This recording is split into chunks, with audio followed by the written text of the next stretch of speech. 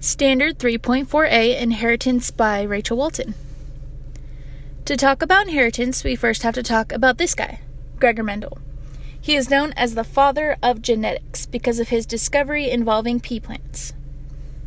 He chose pea plants as his test subject because they can cross-fertilize, meaning they can be fertilized using pollen from another plant of the same species.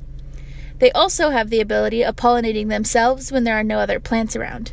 This is called self-fertilization.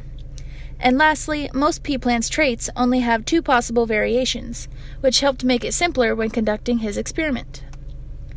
Mendel made 3 generations of plants, and his findings were incredible, because he discovered 3 different outcomes in each generation. In the first generation, he crossed a green-seeded plant and a yellow-seeded plant, and all of their offspring were yellow. He called the yellow parent dominant because it passed down more of its color to the offspring than the green parent did. So the dominant color in this case is yellow. In the second generation, he also crossed 1 yellow and 1 green-seeded plant, but this time he got both yellow and green offspring. The yellow parent had 1 yellow gene and 1 green gene, so when it produced offspring, the yellow parent passed down the Y gene to some and the G gene to others, making some of the offspring yellow and some green. Mendel called it dominant recessive because the parent had 1 dominant gene and 1 recessive gene. The third generation crossed 2 green-seeded plants together, and the result was only green offspring. Mendel called this recessive because since there wasn't a yellow parent, there was no dominant trait, so all the offspring were green. This only happens when both parents are recessive as well. Now, how does this relate to humans? Well, when a male and a female gamete fuse during fertilization, the resulting diploid zygote will contain 2 alleles for each gene. The exception is for males who only have 1 allele for each gene located on a sex chromosome, because their XY chromosomes aren't paired.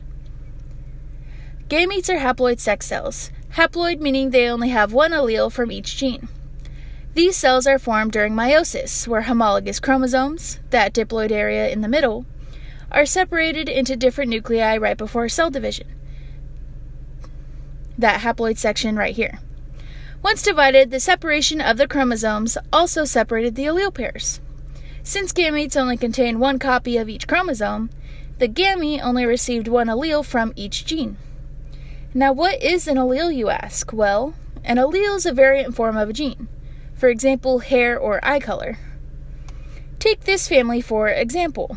Here you have a mom and a dad. Their daughter right here received the red-haired allele from dad and the brown-eyed allele from mom. There are 3 possible combinations of alleles that you can get. Homozygous, where the 2 alleles you receive are the same. Heterozygous, where the 2 alleles you receive are different. And hemizygous, which happens in males when there is only 1 allele. Well, that is the summary of how Gregor Mendel became the father of genetics and helped people to understand why they look the way they do. Thank you.